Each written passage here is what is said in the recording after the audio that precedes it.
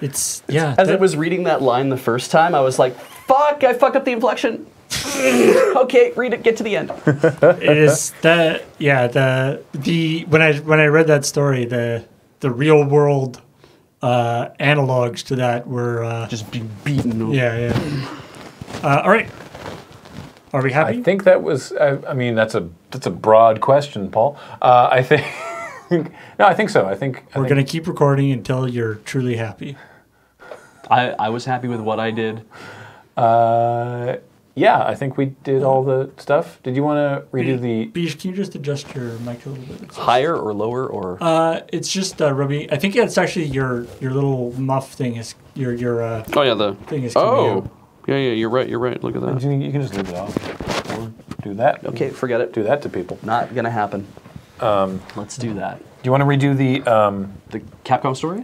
Yeah, no, the intro. Because the titles had like some sort of automobile noise, and also just so that we're a little more comfortable with the intro. Okay, actually, let's just see if I can... Well, enjoy this sound. Sorry, everybody. I mean, not that sorry, I guess, but whatever. Good. Was that awful? I don't know. I can't wait to find out. Okay, we can redo the intro, yeah. All right. They're fine. From the top. Today, extrapolating from a sample size of 1, Rock and Roll Hall of Famers don't like Fallout 4. This is Checkpoint.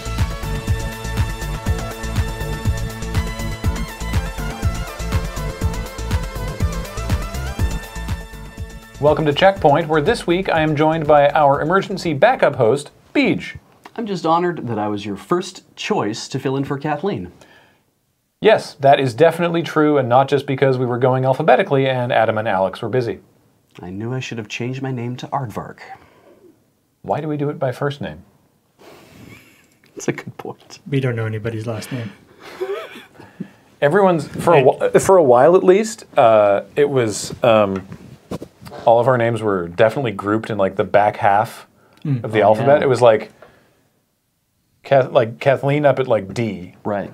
And then it was like P and T for James and Jer, and then it was like Stark, Saunders, Van Humbeck, Watt, Wiggins. Like it was all right down at the bottom. Well, I remember back in the day on one of the original DVDs, I had like the pictures of everybody on the inside cover in alphabetical order by last name, and it just happened to work out that Graham and I were right in the middle. With S. Yeah. There's an equal number on either side. That's interesting. All right, so that's it for that. I shall be stop local recording. I shall be stop. Because now it's like Kathleen DeVere, and then you got Brendan Deary, Heather Deary, Coriander Dickinson. Yep. And then Horner. And so it's still, it front loads that again, doesn't it? Yeah. That's right, yeah. Because then you guys have Saunders, Stark, Stacy, and I'm forgetting so many other people. I mean, you could throw Savadan in there if you wanted to, I guess. All down on the S's? Yeah. I mean, if you wanted to. Yeah. Most people don't, though. Graham Bottom Heavy Stark. Hey. Wow. Got to get all that D. Thank you, Heather. Load up onto D. Load up on that D. All right, this is the part where you scooch over. Okay. And then I scooch over. Okay. And then Paul joins us with additional scooch. All right. Do I, actually, you know what? I'm going to get... And this is the part where we just shoot the shit. Yeah. So if you could just get the shit ready. Okay. I'll get the gun.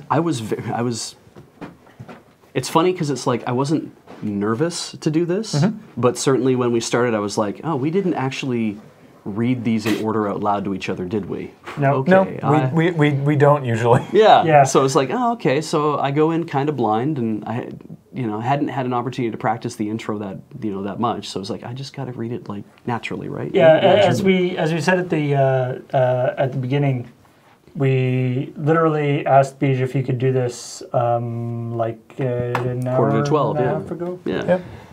And so, well done, sir. I literally thought too, coming in, I was like, oh shit, if I'm gonna get there by just after noon starts, And if you guys are supposed to go live at 1, there is no way. We're supposed to. But. Yeah, but I mean, obviously, when you don't have. And that was entirely correct. Yeah. If we were supposed to go live at 1, there was no way we would make it. But it was just like, I don't even know, like, if I got to write stories, if I got to do, and then coming in, it's like, oh, well, if you can, write a story. I'm like, yeah, okay, I'll write a story. Holy crap, like, and it is, it's very, because I don't do that, it was very kind of like, there's this pressure here. I want to get this out and I want to get it good. So, yeah.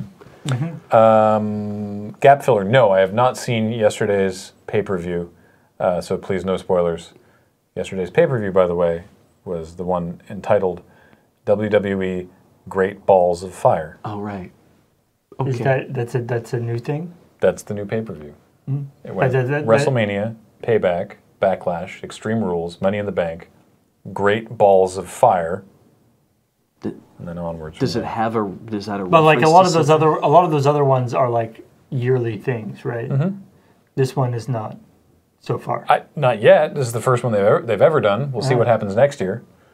I'm hoping I haven't seen anything, so it's not a spoiler. I'm hoping it involves like flaming wrecking balls as part of that's like a special stipulation match. It's not like Hell in a Cell where there has to be a Hell in a Cell match at the Hell in a Cell pay-per-view. There's no Great Balls of Fire match. No. Yeah. They just decided to call it that. It just means you had people doing the promos in the lead-up being like, this Sunday at Great Balls of Fire, I'm gonna, and it's like, this is difficult to take seriously. So there's no fire at all? No. I mean, not scheduled?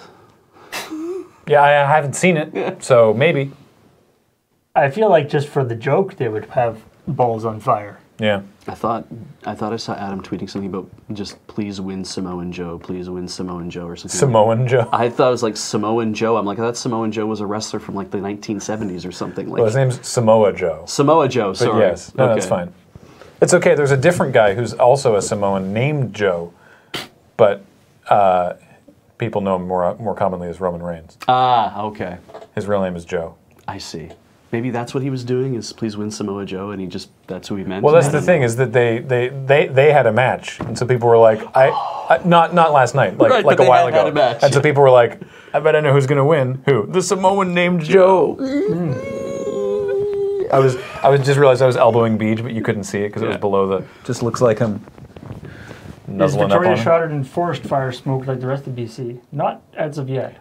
That has happened before here? It has happened rarely, but typically... We get like the like creepy red sky. Yeah, there's the Strait of Georgia between us and the rest of the province. I mean, last weekend there was an extreme heat warning for all of BC, but I didn't realize they meant that everything was going to light on fire. So now if they had planned that, that's kind of unfortunate. It could have been a little clearer about... There's an extreme fire warning for most of BC. Isn't it? No. One of those doesn't exist. That was Beach confusing something. I literally thought when earlier when you said gap filler, and I was like, what did you call me? I know I filled in for Kathleen, but Jesus. There's Samoan Joe. Yeah, there's a Samoan named Joe, Samoa Joe, and then there's a Joe who just really likes Samoas. Oh, that's nice. Yeah. That's possible. There might be a different guy. I mean, who doesn't like Samoas? Yeah, but every year he drops like $300 with the Crow Guys. It's crazy. Yeah. Right. He likes Samoas maybe a little bit too much. Mail time. There's a mail time going up today.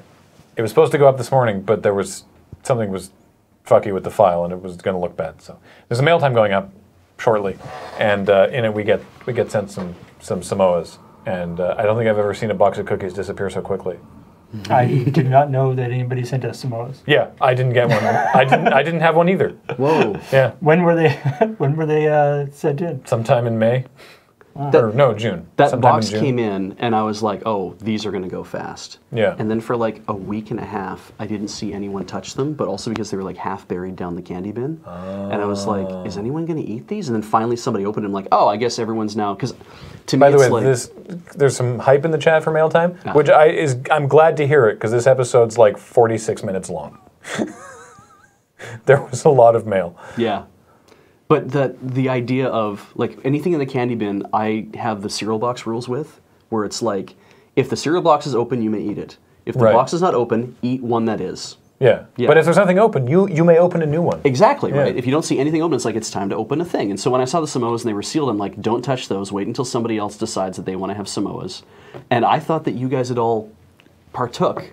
And so I was like, I'm going to have Samoas now. And I think I ended up with like having 2 or 3 over the course of the next week and a half. Wow, how did I miss them? That's the thing, right? Like I have no idea how that happened because I would have, like you said, I didn't get any. And I'm like, Secret I feel Samoas. really guilty. Somebody must have been hiding them. Anyway, okay, so stories that we talked about. So University of California, Irvine, offering an Overwatch scholarship. Like, that's awesome that they're offering an Overwatch scholarship. It sounds like garbage. Yeah. Yeah, It's so little. I mean, there's a lot for of asking for so much. Yeah, like there's a lot of, or there's a few different universities that are doing like online or like gaming scholarships now. Yeah. But And there's other stuff, like they have like, there's like going to be like a team, there's like a team therapist and like, like there's like personnel that are at the team's disposal, but they're still asking like. But tying it to 15 to 20 hours of work a week. A week? Yeah. I mean, seems like a lot. Like, I mean, obviously. When you're also supposed to be going to college. Like, obviously, a lot of Overwatch players probably play 15 to 20 hours a week. Yeah. And it's probably easier than doing football. But on the other hand, yeah, I feel like it seems like that's literally like telling people to play video games for 20 hours a week instead of studying is like literally the opposite of what a university should be doing. Master Shake, that's a great question that I could not find a satisfactory answer to, which is, are the players eligible to win money, right? Because like collegiate athletes in the U.S. don't get paid basically, right? And so if the UCI Overwatch team wins at like, I don't know, DreamHack, whatever, like if they win like a Overwatch tournament, do the players get any of the money, or does UCI go, great, back into the Overwatch program? Because it would seem like it's the kind of thing that would be aimed towards, like, well, we'll do it NCAA style, but it's like, but you are not NCAA players. Like, this is not a sanctioned NCAA thing, so therefore, maybe they have more freedom to do that, or maybe UC just says, no, that's our money, and maybe we'll help you by giving you upgrades to your computers or something. Yeah. And yeah, as people have said, that's this. Obviously, if you're at university for like a football scholarship or something, yeah, you're going to be spending probably more than 20 hours a week doing it. Yeah. But presumably a football scholarship is more than $2,500 for the year. That's also true too. Like, it's usually full boat, right? Yeah. Some people are saying that the NCAA players, it's not just that they don't get paid, that they cannot get paid. Yeah. Like, you aren't even allowed. You aren't allowed to accept gifts or anything. Yeah. There was even a college football player that had a YouTube channel about his life at training for football and stuff, and NCAA told him to stop it.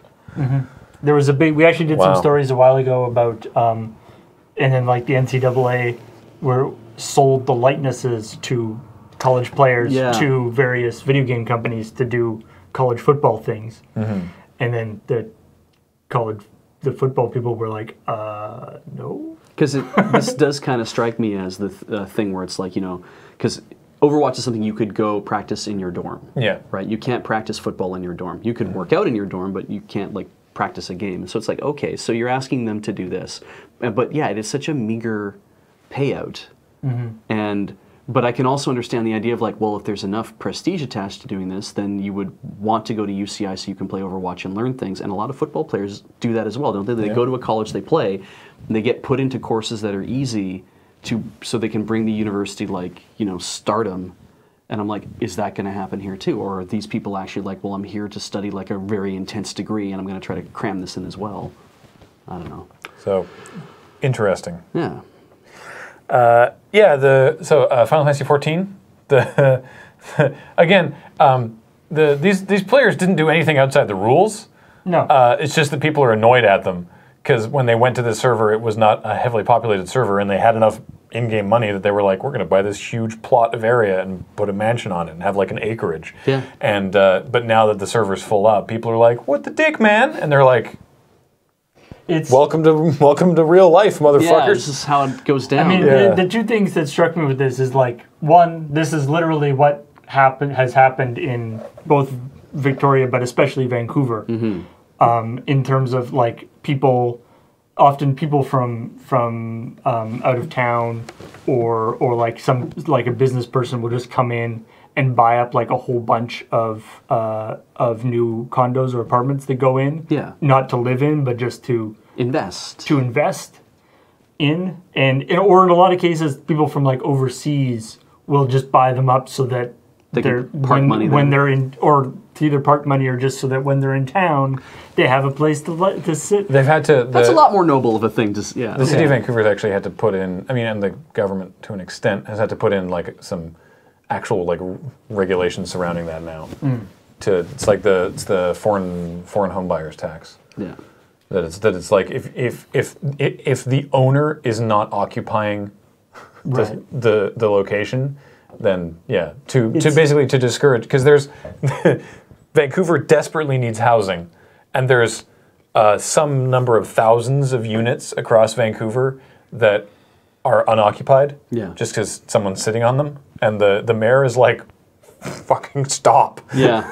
There's and yet laws regarding property, right? It's like, oh, we can't do anything about that. I'm like, but really? that's the thing. It's like, then again, it's like the reason this is like mirroring real world stuff. And the stupid part is it doesn't have to. Yeah. Right? It's like, can you imagine any city planner from anywhere, like how much they would give to be able to do what what Square Enix can do, and just be like, oh yeah, there's 10 more miles worth of land. Yeah, now. we just put more land in the game. Look what we found. Polygons. Yeah, it's like between 1st and 2nd Street, there's now 10 more streets. Yeah. They're one through, like... I mean, we could do that too, but we'd have to go underground. Like, there's no reason why this has to be a limited resource. Yeah. No, there's they could have as many as they want. It's just... It's... I mean, this was a good story to do because it was like, wow, this is every single millennial kind of like insecurity, like brought to the virtual world where it doesn't have to happen. There's not enough land, and even if there was, I wouldn't be able to afford it. Yeah, exactly. There's actually a fascinating article I was reading just recently talking about our building in LA, but it was a sort of a similar thing. Basically, because of various zoning restrictions and different things that have been put into place for a lot of these big cities, it is actually impossible to build non-luxury housing. Whoa! Like the requirements for it's like you can't build a small apartment. Okay. Like it's just impossible to stay within the building regulations and build a small apartment. Because of various, it's like this has different bylaws. It's like this has to be a certain size. This has to be a certain size. It has to have parking. It has to have this. It has to have this. And it's like all of these things are like, yeah, that's good to have. Yeah. But if you have to have all of them, then it's automatically a luxury apartment. Yeah. So unfortunately, things are kind of screwed up right now. Weird. In a lot of places. Anyway. Doomfist finally is in Overwatch. Woo! And legitimately, people are excited to play him in the game. But so he's been a character in Overwatch. He's been referenced since like the first trailer. Like there was like a shot of him. He's been a character in the Overwatch world. Yeah, but he's barely been seen at all until the reveal trailer for actually putting his character in the game. And some people are sad that he's not being voiced by Terry Crews, as the joke went. I am happy that they made him into a character and not a meme. As much as I love Terry Crews, and don't get me wrong, I love Terry Crews, who actually was like, I would love to voice Doomfist. And that sounds great. And everyone was like, oh, guys, Blizzard, he wants to do it. Yeah, he's on come board. On, just now kiss, come on. But it's like, then you're not playing Doomfist, you're playing Terry Crews. Which also sounds sweet, but is not what Overwatch is trying to do. Yeah. So I'm glad that Blizzard did that. I have enough respect for Terry Crews as an actor that he could probably actually, like, he doesn't have to do like the Old Spice version of himself. Yeah, but it would be But so. I'm a little disappointed that they didn't do like a introduction video with Rare Monsters. That's not with Doomfist as like Dr. Claw. Like just like showing his one fist like on the other side of, like with a chair and just showing the one fist sticking out the side. I'll get you next time. whoever. Tracer. But yeah, I don't. Reap Fist is not. It's not a good ship name. No? Though Fister, I mean, well, Reap Fist, okay, the issue, though, is how I understand how the laws of shipping go is that whoever's, if we get into Uke versus Seme, I'm going to be here all fucking day, but you're supposed to put the dominant partner first. This whole thing, the whole anime sequence thing, came out of something that I said. Supposed to be the dominant partner first? It's supposed to be dominant partner first when you talk about I thought it was Uke just and whatever Seme, sounds right? better. Yeah, no, it's supposed to be like dominant partner is supposed to go before the other one, but now it's become this thing in like the English language, is like whatever sounds better should be the adopted thing. Right. Because when you talk about like this person's the dominant partner, and therefore their name comes first, and it's usually this X this. So when you said Doomfist X Reaper, I'm like, oh, Doomfist is the dominant partner. Because you can have Reaper X Doomfist, and all of a sudden Reaper's the dominant partner, and that is fun for people too, because it's like, maybe that's somebody who doesn't seem like they're the dominant partner, or that person doesn't seem like the submissive partner, but when they're in that relationship, it alters the status, and people enjoy that. I am weebing out full Interesting. here, so. No, that legit, I didn't know that. Yeah. Doomer? I don't know, I like Doom Blossom. Is it Death Blossom? Yeah, Reaper's ultimate is Death Blossom. So Yeah. I like But nobody calls Reaper Blossom. No, but But it'd be funny if Doomfist did. It's part of their relationship, right? Yeah. Everyone else calls him Reaper, and he's like, "Yeah, Blossom." It's like, oh, don't do that. Not in front of the others. Hey, all right, getting that reaction. Positioning. Ace Attorney, yeah. So these people, these fine YouTubesmen, very devoted. They subtitled a Let's Play. Capcom had took down. There's plenty of Capcom Let's Plays and of Ace Attorney games.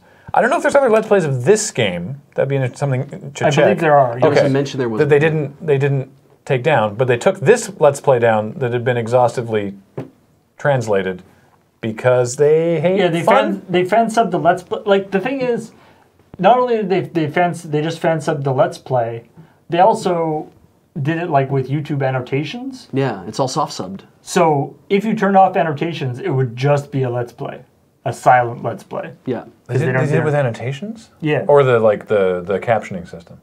Well, whatever. Okay. Well, because annotations would have taken them 8 years because the system sucks. I don't know how but they did it with YouTube, not so you can turn. So you could just turn. You just turn captions off and watch it, my God. and it would just be a playthrough. It would just be like a silent playthrough. And it would be like anybody else, basically being like, "Oh, well, I'm gonna translate this into Russian, or I'm gonna translate this to German or whatever," just as a way of providing a different language to experience whatever it is that you're watching.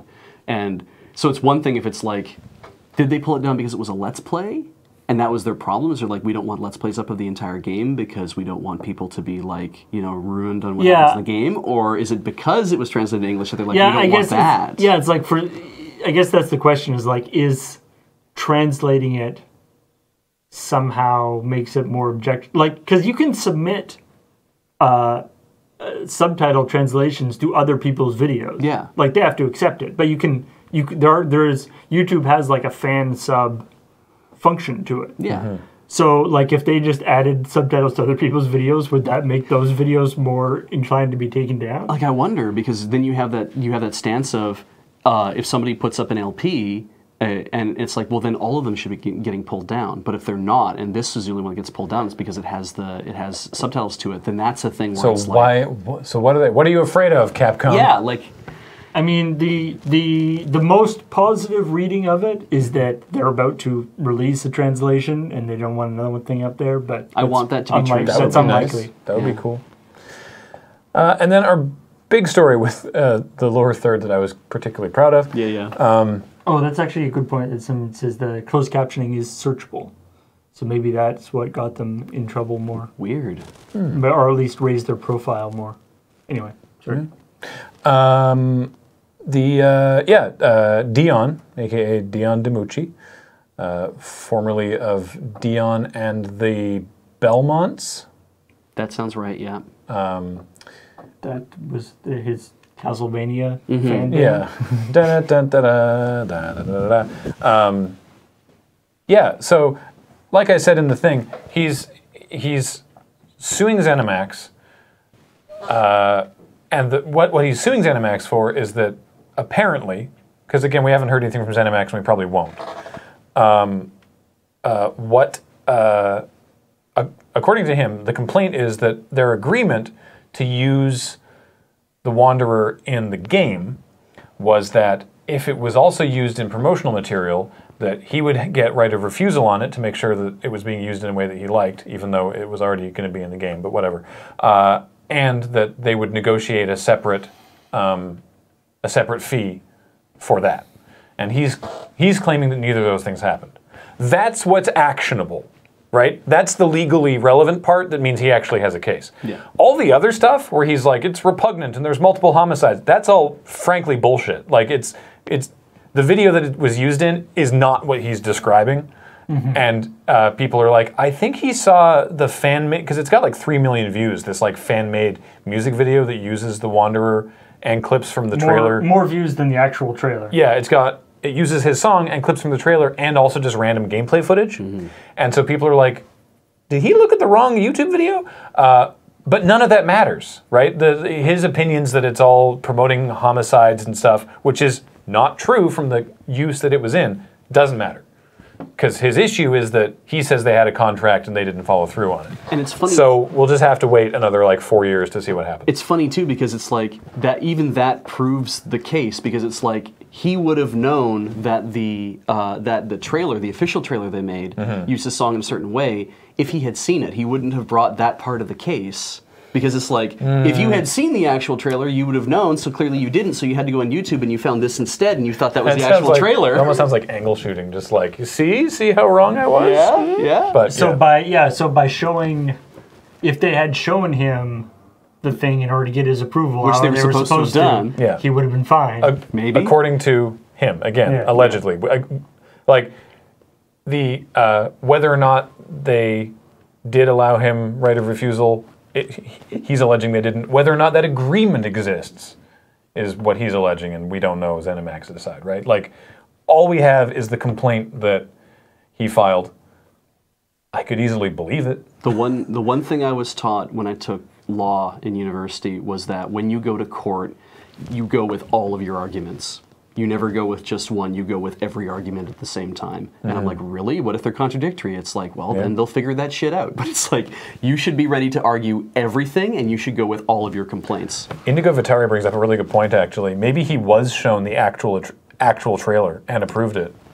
And then thinks they did this other one run around him. Oh, yeah, they did a runaround, Sue. Yeah, that was the lower third that I was so proud of. So I mean, like, we'll see. Like, if it turns out that he did indeed confuse which YouTube video it was, I don't know how his lawyers wouldn't have caught that. But if that is the case, this will never make it to actual court because they'll be like, we didn't make. If you want to take that guy's video down, you should do that. But that's not us. Isn't this like 2 years ago anyway? No, this was filed last week. No, but like, wasn't the trailer 2 years ago? Yeah.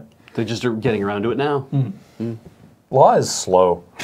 I mean, it's not like Dion was like probably thinking about, boy, I wonder how I'm doing in Fallout. What? You know, it's like he probably figured all that was taken care of and didn't think about it until he saw this music video. All right, other stories that we talked about. An Australian, or that we looked at but didn't actually talk about in the episode. An Australian qualified for a Quake tournament with a ping of 200. Yeah, so this is actually kind of annoying. Because Australian internet sucks. No, not actually. Well, sort of. It does. Well, it's what it is. Separately, though. There's this big Quake tournament. Yeah. That was being put on with a grand prize of $1 million. But it's an international tournament. All the servers are in the States. Oh, for God's sake. And so automatically anybody not in the States is, because it's an online-only tournament, people in the States are automatically disadvantaged. Who thought this was a good idea? The Americans running the event? Yeah. And so this is there's a small contingent of It's okay. Australian Quake players. Sorry, Australian internet sucks. That's not what this problem was. Yeah. Sorry, that's when Paul said no, he wasn't.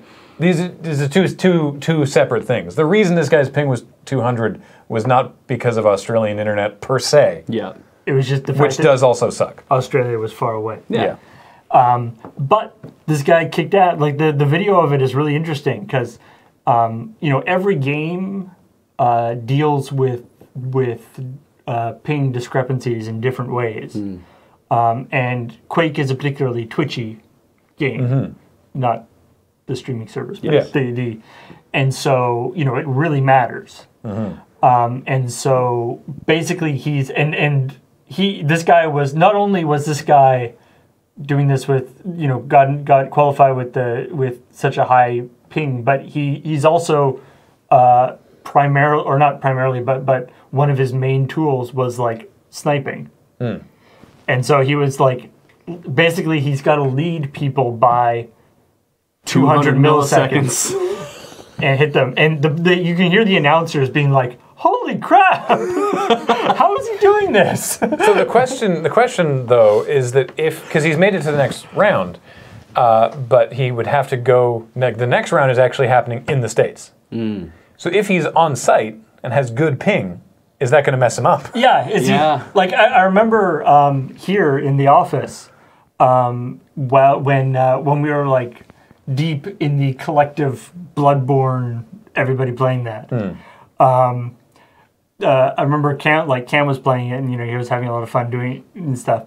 And about halfway through, I like wandered into the place, and I was like, you can switch because he was playing it from the preview, right, in XSplit, which is delayed by like about 500 milliseconds from actually what it is. Yeah. And I was like, you can hit the button on the change the input on so you can get it directly. So it'll be, because that was messing us up for a little bit. Yeah, so it will be dread. And he's like, oh, that's way better. And he did that. And then for like a whole day, he was completely messed up because all his reflexes were off. He was just terrible at Bloodborne for a day. I remember that. Did we actually talk about it in the Commodore Russell? I think so. That had a big impact on rhythm games when you guys made that change. Because now all of a sudden it's like we can play rhythm games properly. Or maybe it'll be like the, Dragon Ball training with weighted stuff thing. Right. Yeah. It'd be like, I have trained with 200 ping. Now we are at 20. So I'm 10 times better than I was before. Yeah. That's how that works, right? Yeah, Foxmore's right. The first time I tried to play Destiny Crucible, which is the multiplayer, on stream, it was before we had that set up. And I was like, all right, sure, yeah, let's play some Crucible. And it was... I've never played so badly in my life because I was used to playing at home where I didn't have that slight lag. And I was like, I can't, like with player versus enemy, it like wasn't a big deal and I didn't really notice that it was off, but like player versus player, I was just getting my ass kicked. And I was like, all right, I guess I'm just not playing multiplayer on stream because apparently I can't, performance anxiety, I guess. And then it turns out it was that. Or it's like, I remember playing like Mario or something, right? Yeah. Because you're doing it, and what happens in Mario is that you'll be like running, and then like, you want to jump like right at the edge of something. Yeah. And you'll fall off. Yeah. And you'll be, and it's the epitome of the like, I pushed the button. Yep. Yeah. But you did. But you pushed it 500 milliseconds later than you thought you did. Yeah. The worst. Anyway. There's a great article, sort of a breakdown on Kotaku about a seemingly impossible world record on an Atari game called Dragster. And it basically comes down to the world record is 5.51 seconds. And this guy holds that record. And this other guy who's been trying to replicate it with a tool-assisted run is saying that it's impossible. So, and this game Dragster, like when you find out the speed run is 5.51 seconds. Yeah. That's because the game Dragster is you drive a dragster like 100 meters or whatever. that's it. That's like the it's game. Oh, Atari. That was $30 back in the day. Yeah. but it's apparently very complex in terms of like The shifting and doing your gear shifts. Like it's actually at the time anyway, it was like a ridiculously well done simulation of a dragster. Oh, yeah. cool. And so basically what it was at the time Activision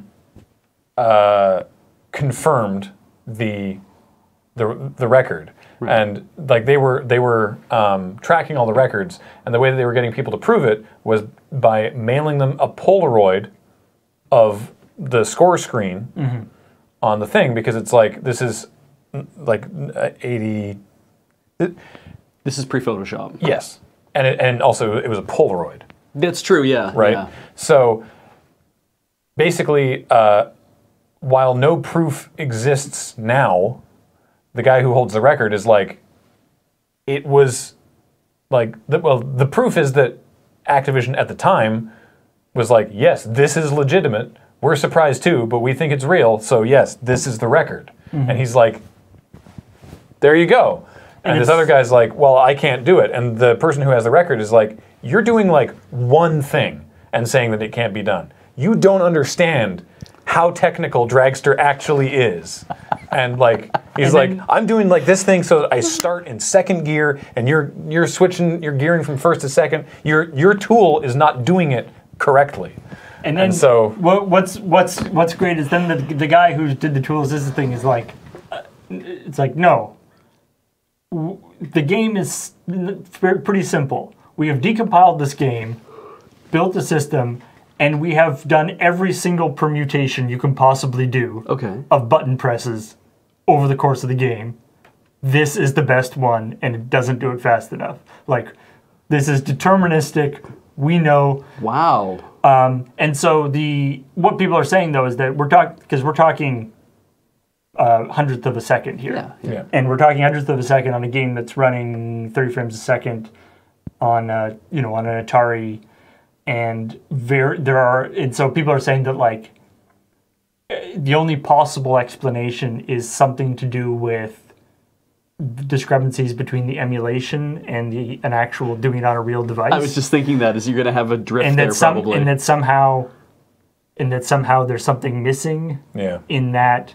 So somehow the doing it on the real device made it register earlier. Made it work slightly, or the timing or whatever. The cable was really long. Yeah, his electrons move faster in that part of the world. I have no idea, right? Yeah, he was at a really high elevation, so something was different. Electrons move faster in that part of the world. Yeah. Or hell, maybe his Atari was messed up. That could be, right? Like that's the other thing.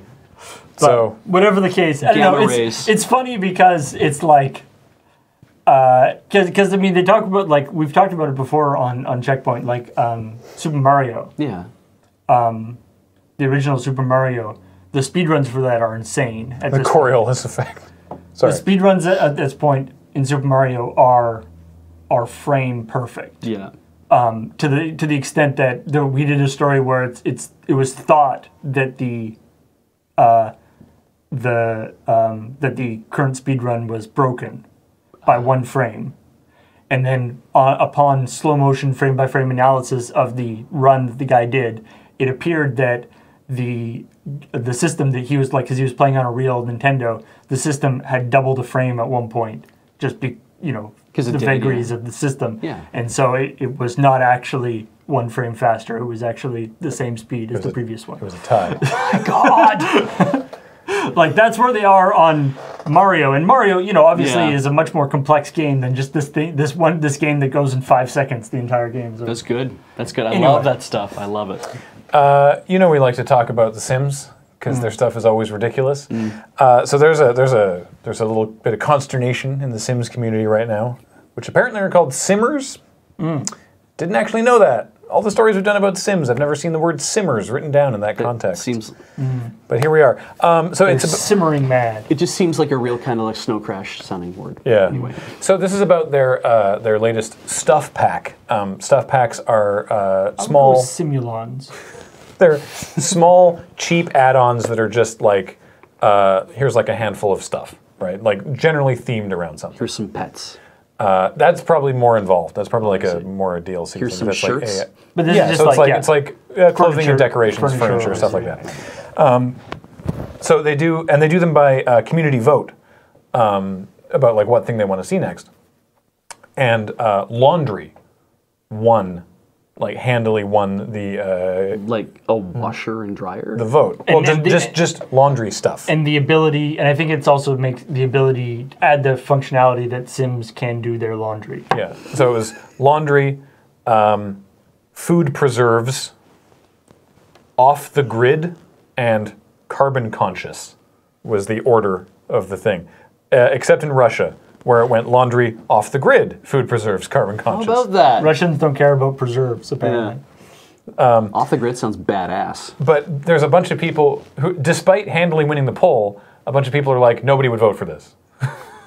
And so there's even like conspiracy theories that it's like, I think they were meaning to add laundry anyway. Oh my god. And they they worked the vote Right. to get it through. Made all the employees go in and vote. My favorite thing is like is the straight faced like it's people in the comments that are like, look, I play The Sims, to get to get away from my normal life Right. and to have this sort of fantasy experience. Why would I want to do laundry in that? Yeah. And it's like, okay, I get that, but that's what The Sims is. It's like if simulating real world things.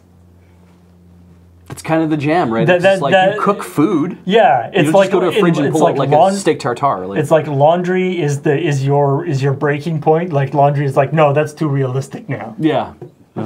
Forum post. I'm sorry, but laundry? Your sim puts clothes in the washer or dryer and that's it. Laundry's not that much of a game changer. I just don't see what else that offers to us or the game. I'm so perplexed by this. The only time I used the washer and dryer was when I was building or decorating a house for a realistic decor touch, but after that I never really bothered with it. This isn't like Sims 3. Have we gotten to the point where you guys will just take anything from EA? A washer and dryer would be should be in the base game along with a few other laundry items. Do you really need a stuff pack dedicated to laundry? Do half of us even want this? Do half of us even want to do laundry in real life? First the fitness stuff pack and now this? I don't know what to say. I feel like priorities for this game are messed up. And of course, Rare Monster says, I'm a millennial. Owning a house with its own laundry machine is a fantastic escape from reality. Yeah. Yeah. I mean, you could end up like that guy who made Soylent, who just now buys his clothes like in a brick from China, and they ship it to him, and he's like, great, I'm done wearing this jumpsuit, and I'll throw this out, and I'll wear these new ones for a week. Yeah. That blows my mind, because I'm like, laundry is kind of an essential part of your day-to-day. It does seem like it belongs in The Sims.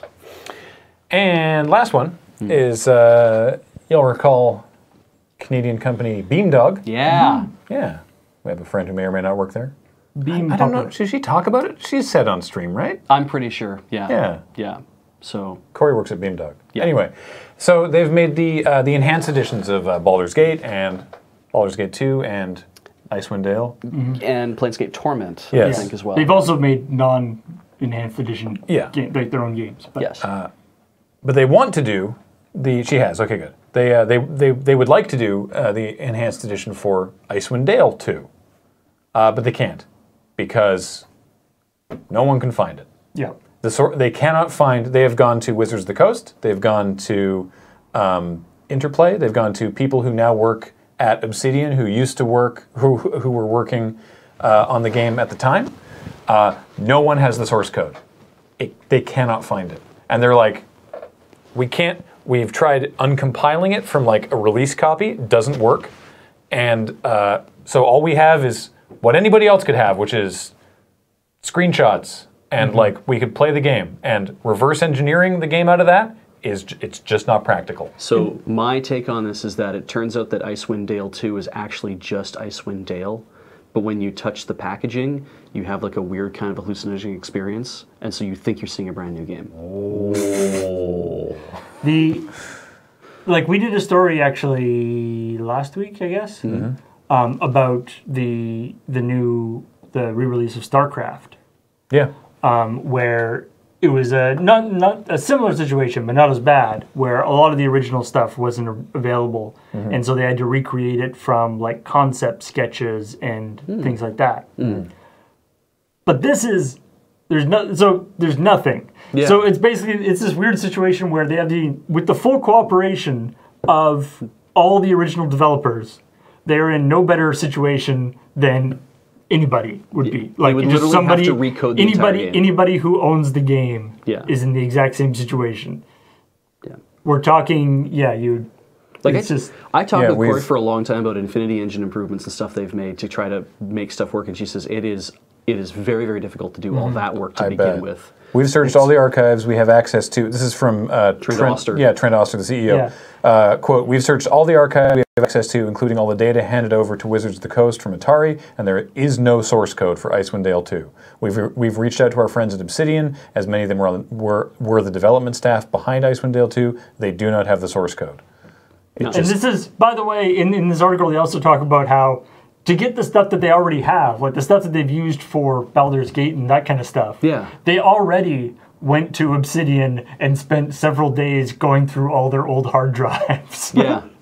Like just in order to get them what they have. So like that road has already gone down. Yeah. It's there's no more hidden hard drives. So I was playing Destiny the other day, actually, with Andrew and Foxmire when we were talking about that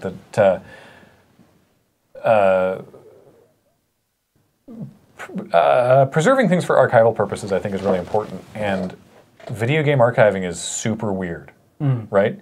Because like, not only like all the having the hardware to actually run stuff, right? Like I have a physical copy of a game. I have physical copies of games now that I just simply don't have the hardware to run, right? Like computer games, right? Like I would have to somehow go and buy an old computer. Just the compatibility isn't there. Either the hardware or the software or whatever. But then you look at something like Destiny, right? Like Destiny 1. As of August, it'll still work, but nothing new is happening. In fact, as of August is when they stop tracking your character, your Destiny 1 character, for the purposes of importing stuff into Destiny 2. Oh, I see. But how long until they leave those servers on, right? So like as of August, like there's no more Iron Banner, no more Trials of Osiris, there's no, like the stuff that popped up every month, there's no support for that, right? Yeah. How long until they leave those servers actually on? Yeah. At some point, you'll just never be able to play the game again. I mean, there's tons of MMOs that are... Yeah, exactly. I'm not saying that... It's not like Destiny's fucking unique in this. No, this just was the conversation we were having while I was playing, right? So, like, you look at... In fact, literally, this week, Firefall is going offline. Yeah. They just announced that. Oh, they actually made Firefall. Yeah, they did, and it was around for like a year. We were all surprised too. Okay. So like this came up with the Crash Bandicoot remake, right? The Crash Bandicoot remake, which by the way is great, came out. But I still have the discs of Crash Bandicoot 2, and I have my PlayStation. I think I have my PlayStation 1, but I have it'll play in the PS2. I can hook that up and play it. Right. 20 years later, I can go back and play Crash Bandicoot.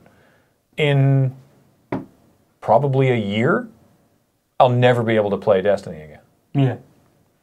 Because it just won't work. Yeah. Well, there's I heard always online games are just like really interesting. I went to a really interesting talk by somebody, one of these organizations that's working to preserve video game history stuff. And talking, obviously there's also just specialized tools that they use, but they've got situations where they can actually, go into especially MMOs and stuff and sort of basically take like a snapshot of it, and then kind of preserve it in a bubble. Yeah. That can be used, but it's really tricky, and they need the cooperation of the company, and often the reason why these are shutting down is because like the company's going out of business, so then it's like gone, and there's nobody to like talk to about it, or they have no interest in preserving stuff. It's really nasty. It's weird too, because like all these interesting stories and work that's been done. But there's something else to be said for like the ephemeral nature of a thing like that too, where it's like this is a shared cultural experience that a bunch of people had at one time, and that we will never see it happen again. And I mean, that's kind of nice in a way. It's like we had the opportunity to live through this time where this thing happened. We don't get to go back and experience that same thing. So it's like being able to accept that it's like, oh, all things are like impermanent. You know, and just being like, well, Destiny is an experience that I get to have between this year and this year of my life, and then that will be over, and there will be sequels, there will be other things. I don't get to go back and revel in it. But all I have then is my memories, and I have videos and I have other stuff, but it's like I can't go relive it. All I can do is remember it. And maybe that's more of a Buddhist outlook on a video game that has to like eventually run its course and shut down. But yeah. I mean, kind of a downer to end on. I mean, I thought... No, it's weird. As far as Icewind Dale 2 is concerned, I was like, I'm sure they'll find the source code because I've never not known an IT person to clean out their office. Like, there's always shit everywhere in somebody who works in IT. So. Exhausted Deluxe said, I still have my copies, the boxes of City of Heroes and City of Villains, and I can't bring myself to throw them out because of all the good memories I had playing with my friends. Sure. Yeah, but that's all they are now, right? They're an artifact of... And who knows, maybe those games. I mean, we've talked about, actually, in Checkpoint, every once in a while, stories will come up with, like, some old MMO or whatever will come back. Like, a fan community will make a... server... will make a, like, compatible server thing, and it'll sort of come back. But it's not quite the same. But what's sort of interesting to talk about with this is, back to that story about the Final Fantasy XIV, the people with the taking up all the property in Final Fantasy XIV. One of the things that I thought was kind of neat, or sort of touching, they were talking about, and one thing, somebody who was interviewing these people who had taken up all this property were like, hey, so if like a noob player comes along and wants to buy some property from you, would you sell them to? And they're like, no, probably not, because it's like this property is, these are like my memories, right? Like we've spent years with this other person, working together and building this thing. We've built all everything is here. And their characters were are crafting oriented characters. So they've literally in the game built this stuff with their virtual hands. Yeah. Building, the gardens and all this stuff. But it's all on Square Enix's servers. And apparently on a not even that popular server. So at some point that server gets shut down and they lose it all. Yeah. I just want to be able... I want MMOs to, and for the companies that make them to take into account, and some sort of like... I guess read only isn't the right word. Like I'd like an archival mode. Yeah, because you'll never be able, as someone in chat pointed out, you can't just run the servers forever. Yeah, you can't run the servers forever, but like maintaining and maintaining servers will never maintain the player base, right? Like you'll never I'm not saying that like in 5 years I want to go back and run, Vault of Glass. Because that's not likely, or jump in a Crucible match. But being able to just explore the environments, right, for an MMO, just walk around and be like, man, I remember doing the thing here. I think it'd be really good. And I don't just mean for Destiny, I mean for any MMO. Like, what the hell's going to happen when they eventually? Because it'll have to happen sometime when they eventually, shelf WoW. Yeah. Well, but I mean that has happened. Not they haven't shelf WoW, but WoW is dramatically different now than it was. Yeah. Like the entire map has completely changed. Yeah. And there are Bandito WoW servers where you can play it as it was originally. That's true. I really do like the idea though of a company saying when we make an MMO, we will, at a certain time after we shut down the MMO or we shut down our servers. As part of the thing. Yeah, as part when of they shutter it, they should release the server code. Exactly. It's it's not just a video game thing, right? There's been all sorts of stuff with like websites and stuff, right?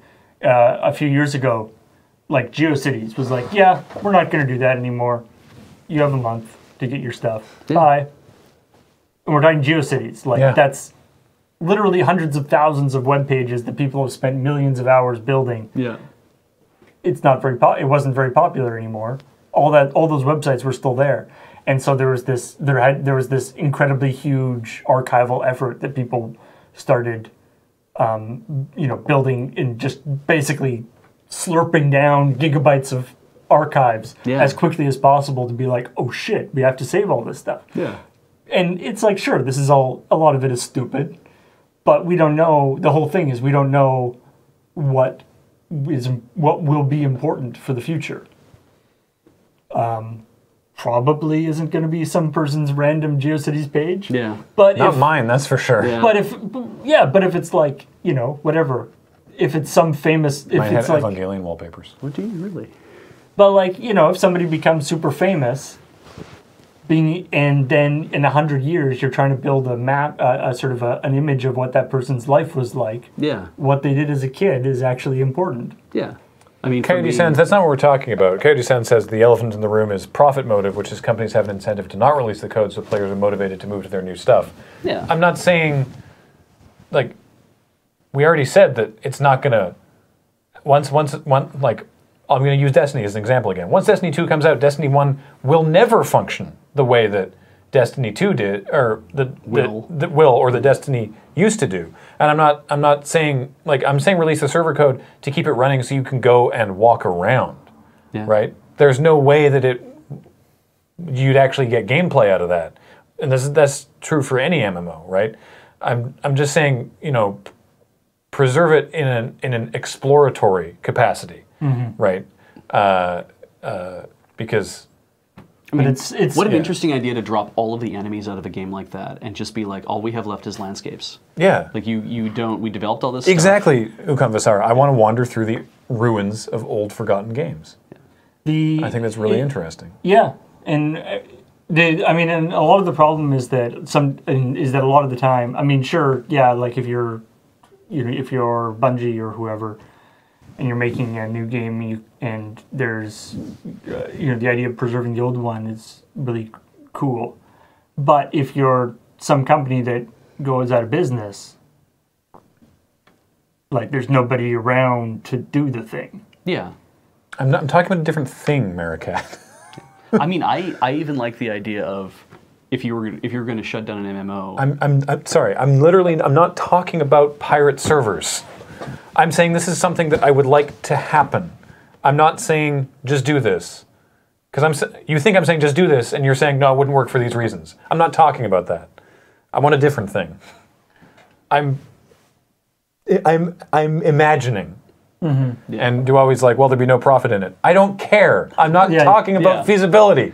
Like, because I mean, the idea would be like signing it over to something like the Digital Archive Project. Yes, exactly. Like the Library of Congress, for fuck's sake. Yeah. Like, whatever. But I mean, like literally archive.org, like you could do that. Like they would accept, like that they have been working on stuff like that. Yeah. And I mean, especially if when you were writing an MMO and you basically said to people, it's like, look, at some point we know that this shuts down because we're going to reach max amount of players, or players are going to start to drop off. We're not going to pull in the money that we expect, because that's a very real thing. We have to pay our developers to do stuff, so you all understand that. So what will happen is the point where we decide to sunset this game, because the producers and because the shareholders all want us to maximize a profit motive, that's what we're going to do. So within 1 year of shutting down all the servers in the game, the source code will be released. A lot like what id does when they release like Quake 3 Arena code, when that code came out like 2 or 3 years after, whatever. And it's kind of like, we will release all of the server code,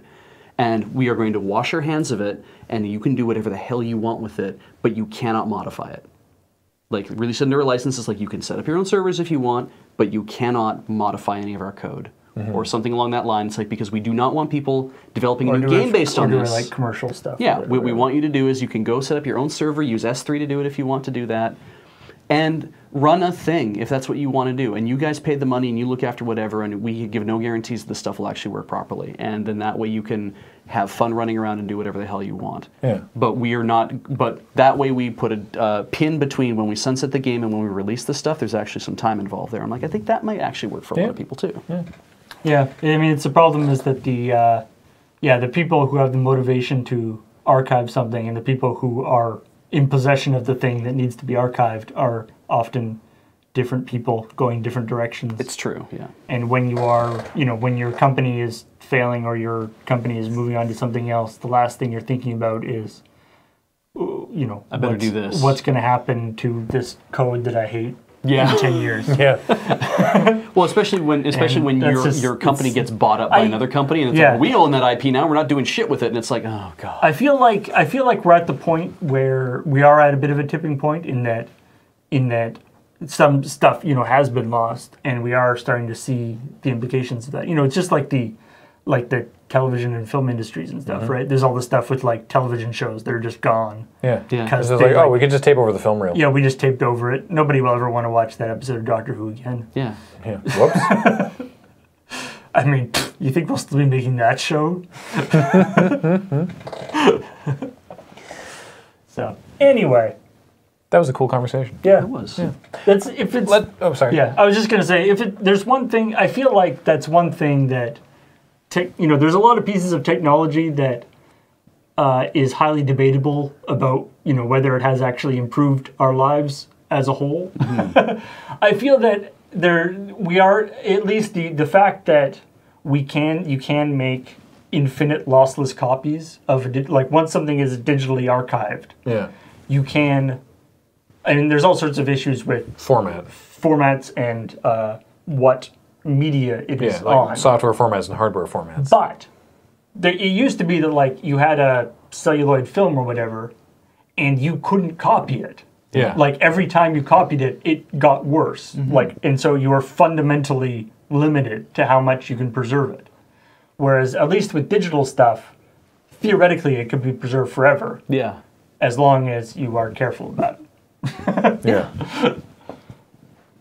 Anyway. Immoral ethicist? Yeah, no one lives forever. We were talking about that. By the way, we talked about that last week. Turns out someone is basically planning to release there's a fan-made HD remake of No One Lives Forever that they're just gonna release and see who sues them. It's one way to find out no one knows who owns No One Lives Forever. Oh, so that's what's holding back any sort of re-release. It's completely stuck in limbo because no one knows who has it or who's in charge of it. So some people in the community are like, all right, fuck it, we'll release it and see what happens. That's like when Jim Sterling on his YouTube videos put on two or three different things. The copyright deadlock. And then everything just collided, and it's like nobody knows what to claim. He's like, good, I don't care. And it's like, if you want to know who owns a thing, it's like, we're going to release a thing. Now, one of you guys is going to figure out who owns it. Yeah.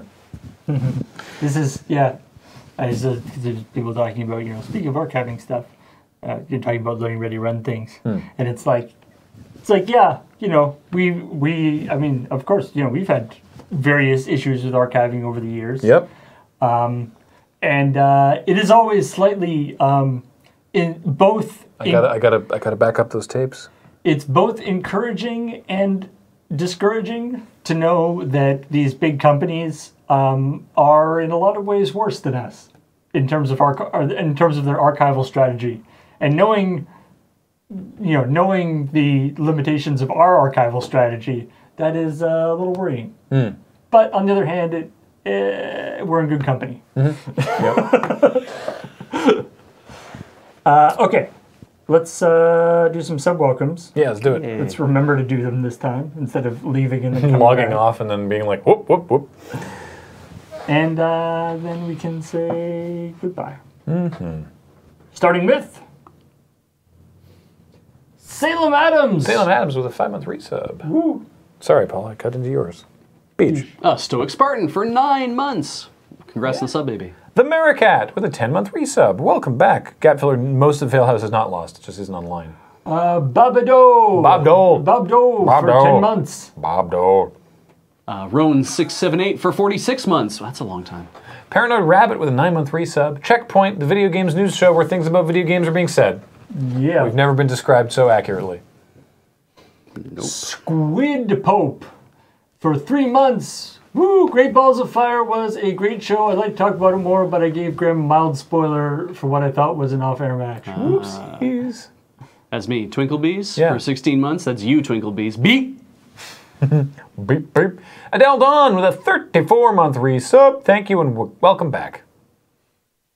Lavender Extract for a full year. Yay! Count Zero Interrupt, following on with 7 months. Welcome back. Nice. Kirby Sliver. All slivers are now Kirby. A new subscriber. Welcome. Richard Ehrman for 1 full year. 1 year, man. Time flies when we're having fun. Good. To think I started watching back when you guys won with Unskippable Lost Planet. I wonder how much space this boy has in the... Turtle Stew for 17 months. Welcome back, Turtle Stew. Bits19 with a 12-month resub says, check Beach. We're not changing the name. New Ultra Gamer for 5 months. And Prenheimer for a full year as well. Welcome back, Prenheimer. A lot of years today. Yeah. Cardinal Wiggles with a 2-month resub. Can't wait for checkpoint. Here comes the beach. Yay. Open up. Try that with your daughter, I dare you. No. Magic Fees. Magic Dies for 5 months. Did we beach drop Kathleen? Yes. Shay Ipa, who's a new subscriber, welcome. Welcome. Koizum with a 12-month resub. Beach on checkpoint. This is weird. Also 1 full year. How about that? How about that? A bunch of crazy stuff happening today. Staunch 90 for 9 months. Apparently, I'm due for some sort of baby now. Please do not send. Not ready for that level of responsibility. Check your dress But drawers. he did put a kappa there, so I'm Billy Two Shoes for 3 months. Nice to have you back, Billy Two Well, Shoes. they call him Billy Two Shoes. Famout with a 6-month resub. When is the Ian and Beach checkpoint now? Oh, I don't know. Space Potato 1 for 2 years. Who did? Oh no. Gonna drop connection. Come back, Paul. Evo Van Gils is a new Patreon supporter. Welcome, Evo. Simon 40 Russell with a 10-month resub. 10 months. Watch as time marches inexorably onward. Yep. Conspicuous Compiler for 16 months. Am I too late to experience Beach Point? Nope. CJ Caesar for 6 months. That half a year. You guys are great. Thanks. Thank you. The Oven Bird, another year. Wow. I'm notifying Loading Ready Run that I've been subscribed for a 12th consecutive month in a row. Wait, I've been doing this joke for a year now? Holy moly, you guys are great. Thanks, The Oven Bird. Appreciate that. Yeah, what happened 12 months ago? Cypher10110 is a new subscriber. Welcome. Couldn't pick usernames. Back for 10 months. 67 pages. 13,582 words. 20,501 lines of code. Hashtag this is marathon. Thesis Week. Marathon. Thesis Week. Marathon. Oh, so this is Sniper Pumpkin, 20-month resub. Spin the wheel. Who will get to read this out? I'm guessing Beej. You lost. EJ Malak for 4 months. And thanks for 100 bits to. Can someone please read that? Luca 0483 and Lurpop. Ah, there we go. Thank you. Yeah, was the pre-release like a year ago? Maybe, I don't know. Anyway, hey, thanks everybody. Appreciate it. We're gonna go get some food.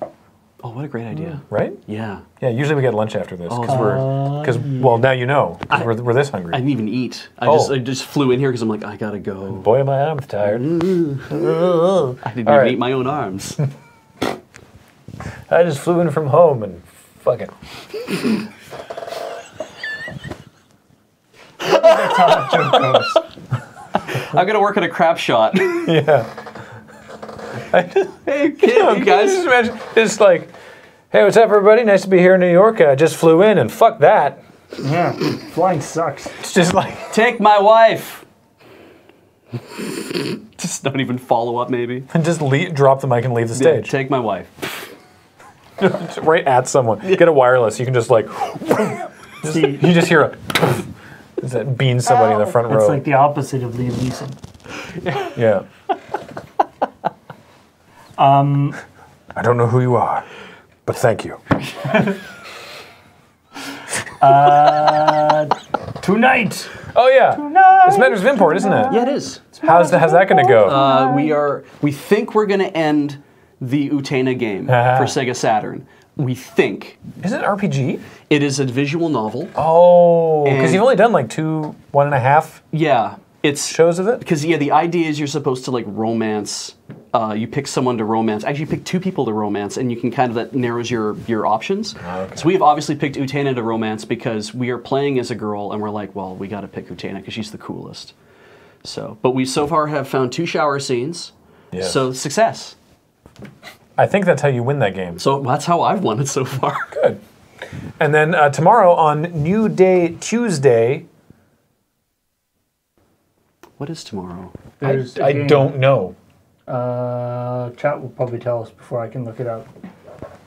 Oh, that's right. Yes, we named the main character in the Utena game. We named her James Turner Why did you do that? because we needed a name, and somebody suggested that, and we're like, yeah, we'll just. It is not Final Fantasy 12. It is James playing a think it's in the thing. Final Fantasy 12? No. Final Fantasy 12 just came, like the remake of Final Fantasy 12 just came out. How did I not hear about that? I don't know. What the fuck is wrong with me? Black the Fall. Oh, okay. Whatever that is. I do not know what that is, but James is going to be playing it instead of Final Fantasy 12. And then next New Day Tuesday. And next week, Next week on New Day Tuesday on the 18th. I believe Heather is going to be playing a game that has a funny name. Oh, is she? Oh. Or were you playing something? Or She and I may have to fight about this. Ooh. What were you going to play? It's the Destiny 2 beta. I mean, she did call it like a while ago. Well, then I have made a mistake. It's not Splatoon 2. It's okay. We can divide the day. All right. Yeah. Also, there's only like so much content in the Destiny thing, so Alrighty. we can do 2 streams. Yeah. Absolutely. Simultaneously. Split screen. If she's playing on PC, that's technically possible, but it would be bad for both of us and everybody watching. You can just fade them in 50% opacity on top of each other. Oh yeah, not split screen, just overlaid. Yeah. We'll talk. I like No worries, Heather. If you called it, you called it. All right. Let's go away. Okay, fine. I think that's my worst sign-off ever. Let's just leave. No, pointing at the camera going, let's go away. Daytona! That's how you. That's the start of it. I know, right? Okay. This is a pretty bad sign-off. Yeah, we have a new bad sign off. Apparently, that was something we were striving towards. Good for us. Goodbye. Goodbye.